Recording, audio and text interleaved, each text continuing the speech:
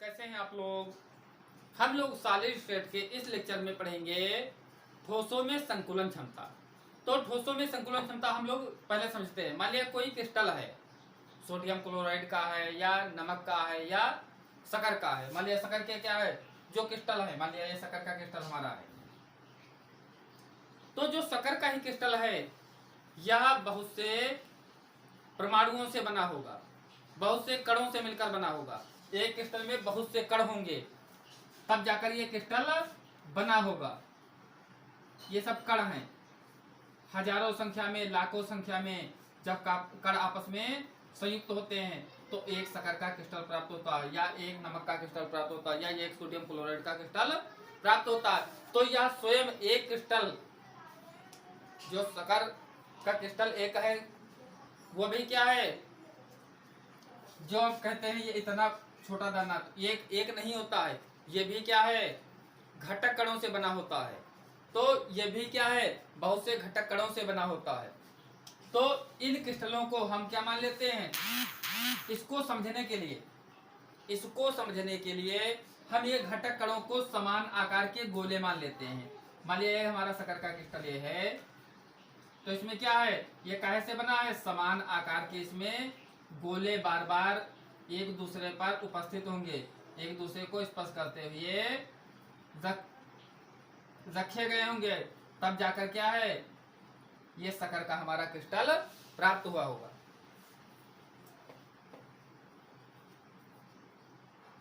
तो ठोसों में संकुलन लैंग्वेज हम लोग देखते हैं। क्रिस्टल में घटक कणों, अणु हो, परमाणु हो या आयन है। अब वो किस प्रकार का क्रिस्टल है, आयनों से बना है या परमाणुओं से बना है या किससे बना है, अणु से बना है। तो क्रिस्टल में घटक कणों, अणु, परमाणु या आयनों के संकुलन को समझने के लिए हम घटक कणों को स्पर्श करते हुए इस प्रकार व्यवस्थित करते हैं कि अधिकतम घनत्व प्राप्त हो। घटक कणों को, अब घटक कणों को क्या है, घटक कणों को हम क्या मान लेते हैं, घटक कणों को हम समान आकार के गोले मान लेते हैं। समान आकार के गोले मान लेते हैं। तो घटक कण को हम मान लेते हैं समान आकार के गोले। तो कोई क्रिस्टल है वो क्या है, स्वयं कणों से बना है, तो वो कण जो हम क्या मानते हैं, समान आकार के गोले मानते हैं। और इनको इस प्रकार हम व्यवस्थित करें कि क्या है, हमें अधिकतम घनत्व प्राप्त हो, यानी ठोस का घनत्व हमें अधिकतम प्राप्त हो। तो यही क्या कहलाता है, संकुलन कहलाता है। अब ठोसों में क्या होता है, संकुलन एक विमीय होता है, द्विविमीय होता है और त्रिविमीय होता है। वास्तविक ज्यामिति जो होती है वो किसी की त्रिविमीय होती है। तो ठोसों में संकुलन क्या होता है, तीन प्रकार का होता है, एक विमीय, द्विविमीय और त्रिविमीय। तो हम लोग एक विमीय क्या है, जो समान आकार, तो हम सबसे पहले शुरुआत करेंगे एक विमीय निविड़ संकुलन की, एक विमीय निविड़ संकुलन की। तो एक विमीय निविड़ संकुलन क्या है, एक विमीय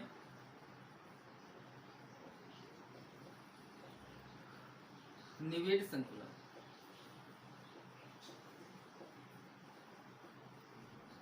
तो एक विमीय निविड़ संकुलन क्या है, हम क्या करें, यदि समान आकार के जो गोले हैं, समान आकार के गोलों को इस प्रकार स्पर्श करते हुए रखते हैं कि केवल एक ही पंक्ति प्राप्त हो, केवल क्या प्राप्त हो, एक ही पंक्ति प्राप्त हो।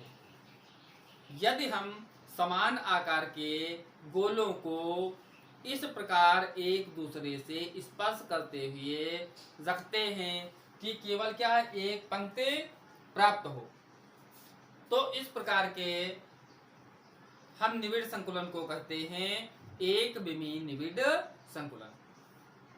इसमें अब देखते हैं, जैसे मान लिया कोई गोला देख लिया जाए तो कितने गोलों को संपर्क करता है, इसको टच कर रहा है, इसको टच कर रहा है, ये देखा जाए तो इसको टच कर रहा है, इसको टच कर रहा है, मान लिया इसको देखा जाए तो और भी होंगे। तो क्या है, प्रत्येक गोला इसमें अन्य दो गोलों के संपर्क में होता है, तो इसलिए इसकी उपसंयोजन संख्या आता है द्विविमीय। द्विविमीय निविड़ संकुलन हम लोग क्या पढ़े पहले, एक विमीय निविड़ संकुलन, अब क्या पढ़ेंगे, द्विविमीय निविड़ संकुलन। तो द्विविमीय निविड़ संकुलन क्या है, तो द्विविमीय निविड़ संकुलन है, यह क्या होता है, ये दो प्रकार का होता है। कितने टाइप का होता है, दो टाइप का होता है। एक होता है वर्गाकार निविड़ संकुलन हो सकता है, दूसरा हो सकता है षटकोणी। एक क्या हो सकता है, वर्गाकार, दूसरा हो सकता है षटकोणी। तो पहला हम पढ़ेंगे, पहले पढ़ते हैं वर्गाकार।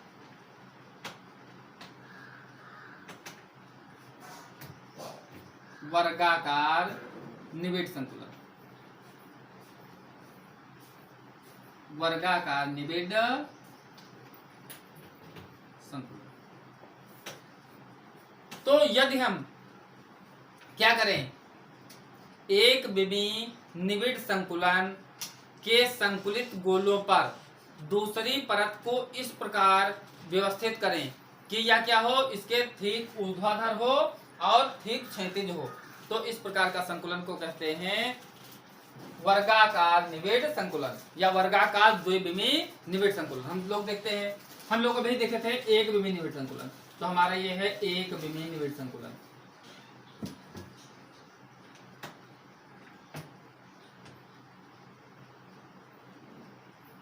ये हमारा क्या है, एक विमीय निविड़ संकुलन। एक विमीय निविड़ संकुलन के ऊपर दूसरे परत के जो गोले हैं, दूसरी परत, तीसरी परत, चौथी परत, इस प्रकार रखें कि क्या हो, या एक दूसरे के ठीक ऊर्ध्वाधर हो। तो ये गोले पर गोला रखना है, यानी इस दूसरी पंक्ति जो हम रखते हैं वो क्या रखते हैं, इसके ठीक ऊपर, ये इसके ऊपर, ये इस पर, ये इस प्रकार रखते हैं, ये इस प्रकार रखते हैं, ये इस प्रकार रखते हैं। दूसरी परत ठीक ऊपर, तीसरी परत भी दूसरे परत के गोलों के ठीक ऊपर।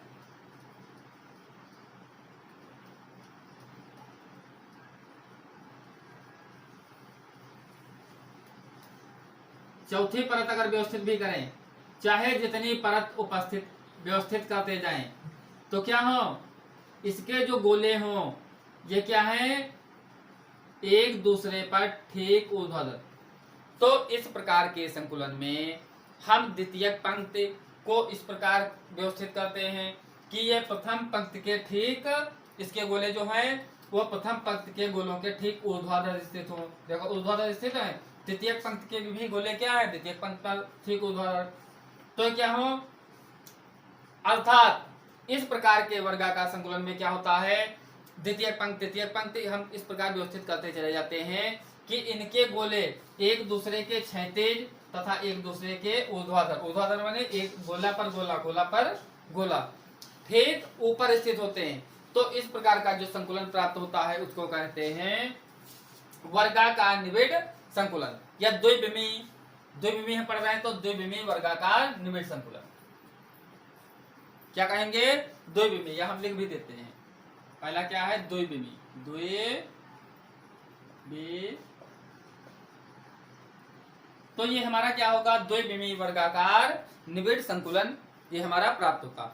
अब हम देखते हैं कोई गोला हम मान लीजिए टच कर लिए, अब ये गोला देखो कितने गोलों के टच में है, देखो इसको टच कर रहा है, इसको टच कर रहा है, इसको टच कर रहा है, इसको टच कर रहा है, 4 गोलों को टच कर रहा है। कोई भी गोला देख लीजिए अन्य 4 गोलों के संपर्क में होता, इसलिए उसकी उपसंयोजन संख्या कितनी होती है, 4 होती।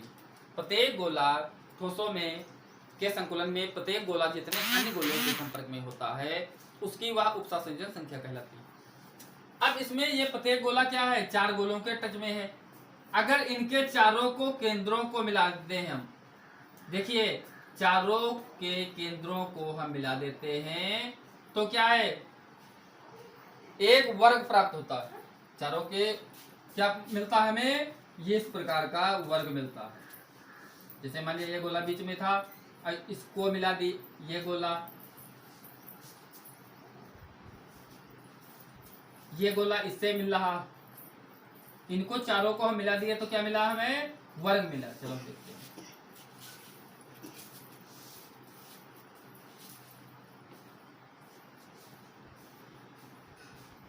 ये मान लिया। तो इसमें क्या है, चारों गोलों के कोनों को मिलाते हैं, केंद्र को मिलाते हैं, ये केंद्र, ये केंद्र, ये केंद्र, ये केंद्र, तो हमें क्या मिलता है? एक वर्ग प्राप्त होता। अब अगली बात करते हैं, द्विविमी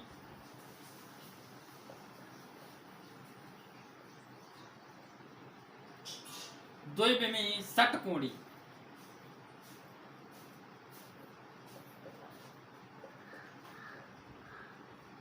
निविड़ संकुलन। दूसरा क्या आता है? द्विविमी षटकोणी निविड़ संकुलन। द्विविमी षटकोणी निविड़ संकुलन। तो ये क्या है?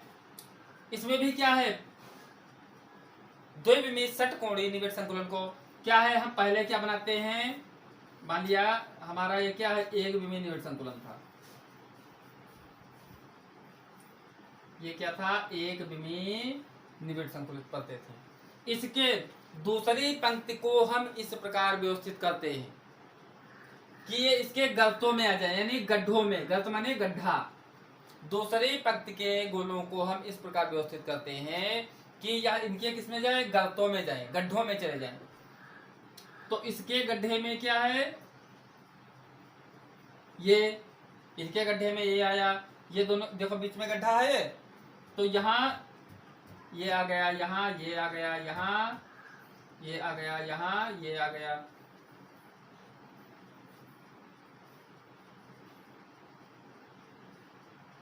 अब तृतीय पंक्ति को इस प्रकार व्यवस्थित करते हैं कि ये किसमें आ जाए? द्वितीय पंक्ति के गड्ढों में आ जाए। ये किसमें आ जाए? दूसरी परत के गड्ढों में। गड्ढे माने गर्त। दूसरी परत के गड्ढों में आ जाए।